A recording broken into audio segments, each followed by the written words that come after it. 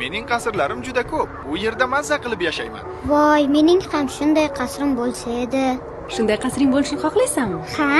Yer birga qasr quramiz. Rostdanmi? Albatta. Kimki Ixlos surasini oxirigacha 10 marta o'qisa, Alloh taolo unga jannatdan bir qasr quradi. O'g'lim, birgalikda jannatda qasr quramizmi? Ha? Unda o'qishni boshladik. Bu birinchisi. Bismillahirrohmanirrohim. Qul huvallohu ahad. Allohus somad. Lam yalid va lam yulad va lam yakul lahu kufuvan ahad. Mashalloh. Endi men aytaman. To'xtang oyijon, siz aytmang. Nega? Chunki siz men bilan jannatdagi qasrimda birga yashaysiz. Payg'ambarimiz Muhammad sallallohu alayhi va sallam aytadilar: Mo'min odamning Allohdan taqvo qilishni hosil qilgandan keyin erishgan narsasining eng yaxshisi soliha ayoldir.